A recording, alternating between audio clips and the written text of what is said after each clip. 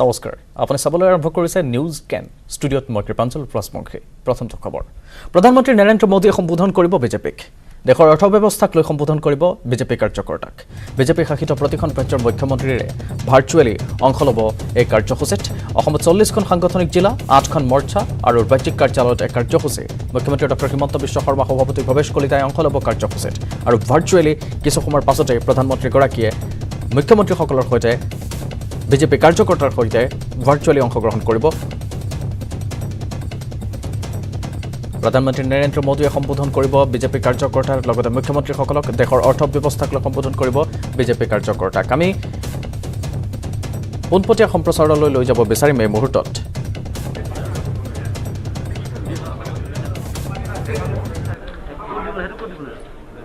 আমি হেঙেৰাবাৰীৰ ৰাজ্যিক বিজেপিৰ কাৰ্যালয়ৰ পৰা পোনপটীয়া সম্প্ৰচাৰ দেখুৱাইছোঁ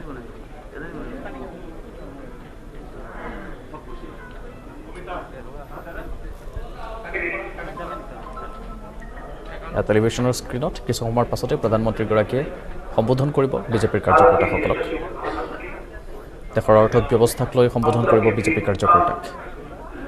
বিজেপি শাসিত প্ৰতিখন ৰাজ্যৰ মুখ্যমন্ত্ৰীয়ে ভাৰ্চুৱেলি অংশ ল'ব এই কাৰ্যসূচীত আৰু মুখ্যমন্ত্ৰীগৰাকীয়ে ইতিমধ্যে ভাষণ ৰাখিছে প্ৰধানমন্ত্ৰীগৰাকীয়ে ভাষণ ৰাখিছে আমি পোনপটীয়া সম্প্ৰচাৰলৈ লৈ যাওঁ और हमारे सांसदगण और देश भर से लगभग 1800 स्थानों से जुड़े हुए हमारे भारतीय जनता पार्टी के प्रदेश के जिला के और मंडल से भी जुड़े हुए हमारे कार्यकर्ता सांसदगण और देश भर में लगभग 1800 स्थानों से जुड़े हुए हमारे भारतीय जनता पार्टी के प्रदेश के जिला के और मंडल से भी जुड़े हुए हमारे कार्यकर्ता बंधु ये हमारा सौभाग्य है कि आज हम सबको हमारे भारत के यशस्वी प्रधानमंत्री हमारे नेता आदरणीय श्री नरेंद्र मोदी जी का मार्गदर्शन हम सबको मिलेगा मैं अपनी ओर से आप सबकी ओर से और जो लाखों कार्यकर्ता विभिन्न स्थानों से जुड़े हुए हैं उन सब की ओर से आदरणीय प्रधानमंत्री जी का हार्दिक अभिनंदन करता हूं स्वागत करता हूं हम सब जानते हैं कि प्रधानमंत्री जी का हमेशा हम सबको समय समय पर मार्गदर्शन मिलता रहता है और पार्टी को भी उनकी पार्टी को दृष्टि और दिशा यह भी हम सबको समय समय पर मिलता रहता है अमृत काल आने वाले 25 वर्ष में आर्थिक दृष्टि से भारत की नींव रखने का ये जो संकल्प है इस संकल्प को आदरणीय प्रधानमंत्री जी की ने जो सोच रखी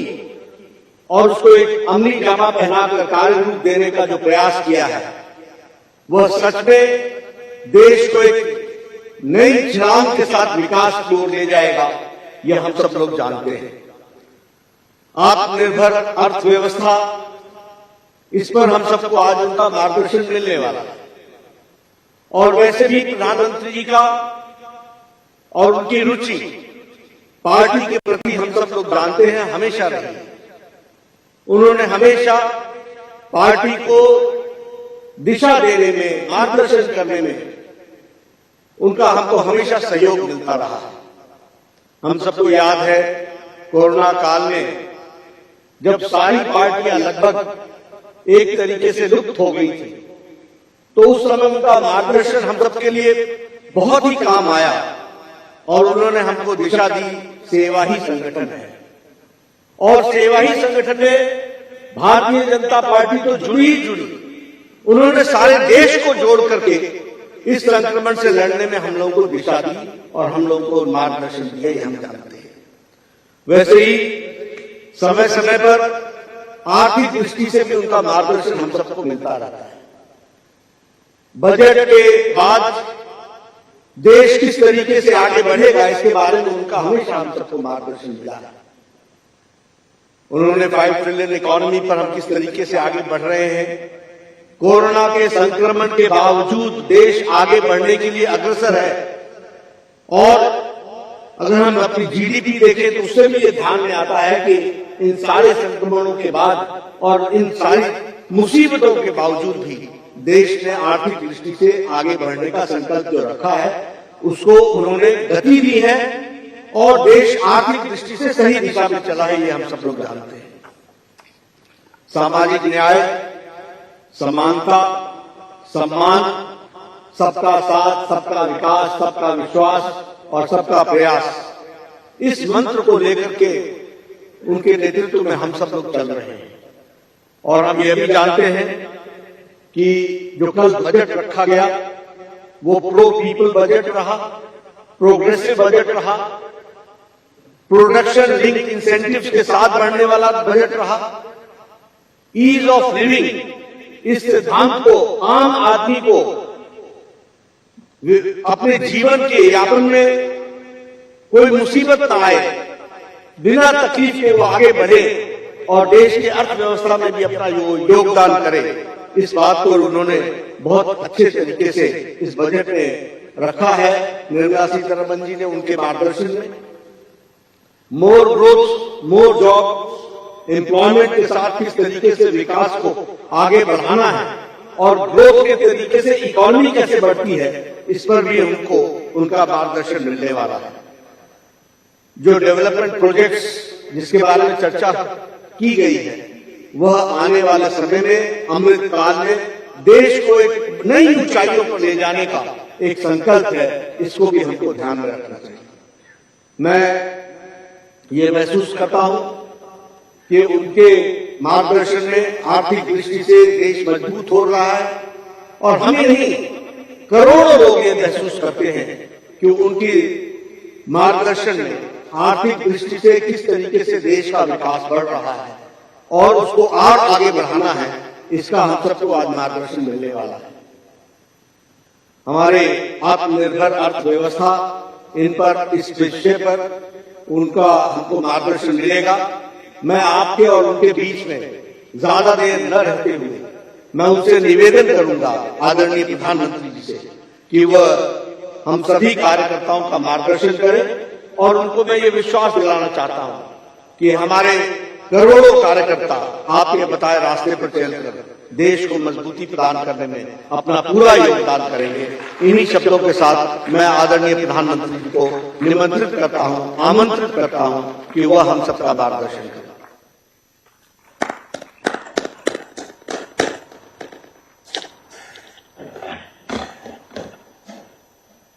धन्यवाद आदरणीय अध्यक्ष जी। नमस्कार। देश भर से जुड़े भारतीय जनता पार्टी के सभी कार्यकर्ताओं का बहुत बहुत अभिवादन। मैं सबसे पहले तो हमारी पार्टी के राष्ट्रीय अध्यक्ष श्रीमान नड्डा जी का बहुत आभार व्यक्त करता हूं कि आज उन्होंने इस कार्यक्रम की रचना की और मुझे भी खास करके बजट के पीछे हमारी सोच क्या है वो पार्टी के कार्यकर्ताओं के सामने प्रस्तुत करने का अवसर दिया। वैसे कल निर्मला जी ने बहुत ही खूबसूरती से, बहुत ही अच्छे ढंग से और बड़ी कोशिश करके कम समय बजट के कुछ पहलुओं को हमारे सामने रखा। बजट स्पीच में पूरा बजट तो संभव नहीं होता क्योंकि बजट अपने आप में एक बहुत बड़ा दस्तावेज होता है, बहुत बारीकियां होती है और सदन में उन सब चीजों पे बोलना संभव भी नहीं होता है। मैं भी आज आपसे जो बात करूंगा वो भी शायद बजट का एक बहुत छोटा सा हिस्सा बोल पाऊंगा क्योंकि इसमें इतने विषय होते हैं, लेकिन जब विभागवार चर्चाएं होती हैं और ये साल भर का काम है उसको 1 घंटे में बता देना बड़ा कठिन होता है। फिर भी जब अध्यक्ष जी ने कहा कि इसके पीछे सरकार की सोच क्या है जरा आप बताएं तो अच्छा होगा, तो मैंने कहा ठीक है, पार्टी का आदेश मेरे सर आंखों पर है।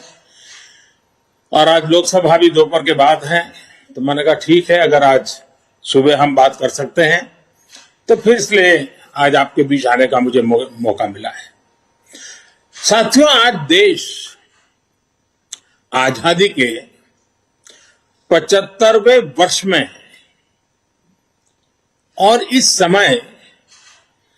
100 साल में आई सबसे बड़ी वैश्विक महामारी से आज हिंदुस्तान लड़ रहा है। कोरोना का ये कालखंड पूरी दुनिया के लिए अनेक चुनौतियां लेकर के आया है और एक प्रकार से दुनिया उस चौराहे पर आकर के खड़ी है जहां पर टर्निंग पॉइंट निश्चित है। आगे जो दुनिया हम देखने वाले हैं वो वैसी नहीं होगी जैसी कोरोना काल से पहले थी। जैसे द्वितीय विश्व युद्ध के बाद, सेकंड वर्ल्ड वॉर के बाद पूरी दुनिया में बहुत बदलाव आए, पूरा वर्ल्ड ऑर्डर बदल गया, वैसे ही कोरोना के बाद दुनिया में बहुत सारे बदलाव की संभावना है। एक नए वर्ल्ड ऑर्डर की संभावना है और इसके प्रारंभिक संकेत नजर भी आने लगे हैं। हम सब ने इस बात को मार्क किया होगा, अनेक कोने से सुना होगा, बहुत सी चीजें पढ़ी होगी और आप भी दुनिया में कहीं जाते होंगे, मिलते होंगे तो आप भी अनुभव करते होंगे। आज भारत की तरफ देखने के विश्व के नजरिए में बहुत बड़ा बदलाव आ रहा है। भारत जैसे विशाल देश को, लोकतांत्रिक देश को और इतने बड़े समाज में इतनी बड़ी विविधताओं को संभालते हुए चल रहे देश को अब दुनिया के लोग भारत को अधिक मजबूत रूप में देखना चाहते हैं और इसलिए पूरा विश्व भारत के लिए नए सिरे से जब देख रहा है तो हमारे लिए भी आवश्यक है कि हम हमारे देश को तेज गति से आगे बढ़ाएं, अनेक विविध क्षेत्रों में बदलाव लाएं, मजबूती लाएं। ये समय नए अवसरों का, नए संकल्पों की सिद्धि का समय है। बहुत जरूरी है कि भारत आत्मनिर्भर बने और आत्मनिर्भर तो बने ही, आत्मनिर्भर भारत की नींव पर एक आधुनिक भारत का निर्माण हो। कल जैसा मैंने पहले कहा, निर्मला जी ने जो बजट पेश किया है, बाय एंड लार्ज हम देखें, पॉलिटिकल एंगल अगर हम छोड़ दें तो जो आर्थिक विषय के लोग हैं, समाज जीवन के लोग हैं, अखबारों में भी देखेंगे, कल टीवी चैनलों की डिबेट में देखेंगे, बजट का बहुत स्वागत हुआ है, बहुत सराहना हुई है। और आपने भी देखा होगा कि इस बजट में देश को आधुनिकता की तरफ ले जाने की दिशा में कई महत्वपूर्ण कदम है। साथियों, जब हम आज के बजट की चर्चा करेंगे तो सापेक्ष भी होती है, कुछ तो पुरानी बातों की तुलना करेंगे तब पता चलता है। बीते 7 वर्षों में जो निर्णय लिए गए, जो नीतियां बनी, पहले की जिन नीतियों में गलतियों को सुधारा गया, उस वजह से आज भारत की अर्थव्यवस्था का निरंतर विस्तार हो रहा है। 7-8 साल पहले भारत की जीडीपी 1,10,000 करोड़ रुपए की थी। आज भारत की अर्थव्यवस्था 2,30,000 करोड़ के आसपास की है। वर्ष 2013-14 में भारत का एक्सपोर्ट 2,85,000 करोड़ रुपए होता था। आज भारत का एक्सपोर्ट 4,70,000 करोड़ रुपए के आसपास पहुंचा है। 7 साल पहले करीब $275 बिलियन का विदेशी मुद्रा रिजर्व हमारे देश के पास था। आज देश का विदेशी मुद्रा रिजर्व $630 बिलियन को पार कर गया है। वर्ष 2013 में देश में $36 बिलियन का विदेशी निवेश एफडीआई था। पिछले साल ये $80 बिलियन को पार कर चुका है। कोरोना के इस काल में भी भारत ने अपनी अर्थव्यवस्था की मजबूती से दुनिया का एक विशेष रूप से ध्यान आकर्षित किया है। आज भारत दुनिया के उन देशों में है जहां के इकोनॉमिक इंडिकेटर्स में बहुत तेजी से सुधार आ रहा है और फंडामेंटल्स मजबूत है। इस साल का बजट इसे और गति देने वाला है। साथियों, जब गरीब को मूलभूत सुविधाएं मिलती हैं तो वो अपनी ऊर्जा, अपने विकास, देश के विकास में लगाते हैं। इस बजट का भी फोकस गरीब, मिडिल क्लास और युवाओं को बुनियादी सुविधाएं देने और आय के स्थायी समाधानों से जोड़ने पर है। हमारी सरकार मूलभूत सुविधाओं के सैचुरेशन पर काम कर रही है और ये बात मैंने लाल किले पर से भी कही थी। अब मैं एक छोटा उदाहरण देता हूं, जैसे जल जीवन मिशन। अब हम हमेशा सुनते आए हैं, गांव में, घर में, समाज में, सरकार में, राजनेताओं में, सब में क्या सुनते हैं? हर कोई कहता है जल ही जीवन है। सुनना तो बहुत अच्छा लगता है, लेकिन यह भी सच्चाई है, पानी की दिक्कत, पानी की कमी, गरीब के जीवन की, महिलाओं के जीवन की सबसे बड़ी चुनौतियों में से एक है और आजादी के 75 साल के बाद भी है। किसान को भी, छोटे किसान को खासकर, पानी के बिना बहुत दिक्कतें हैं। हमारी सरकार के प्रयासों से आज देश में करीब करीब 9 करोड़ ग्रामीण घरों में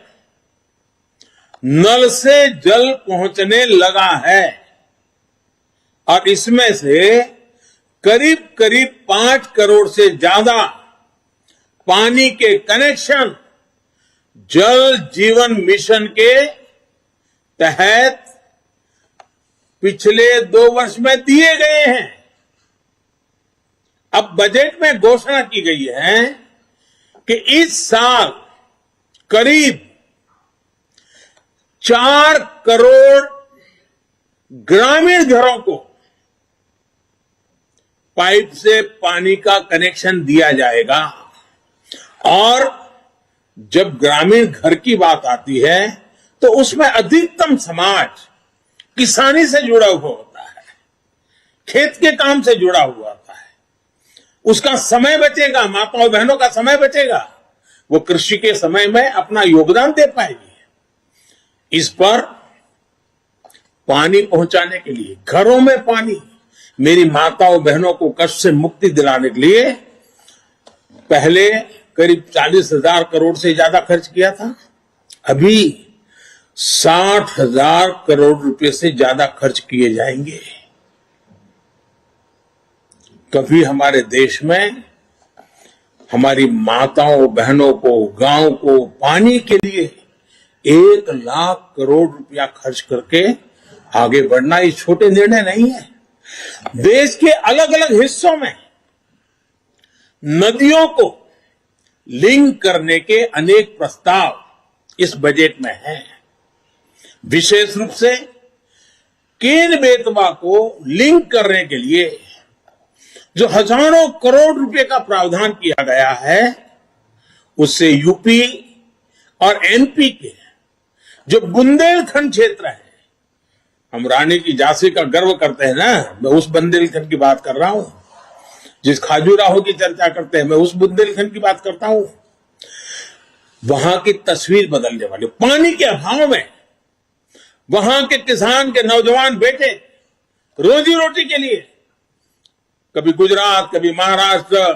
केरल, तमिलनाडु तक जाना पड़ता है। ये केन बेतवा योजना किसान के जीवन में, खेती में तो बदलाव लाएगी, किसान के जीवन में बदलाव लाएगी। और इस योजना पर लगभग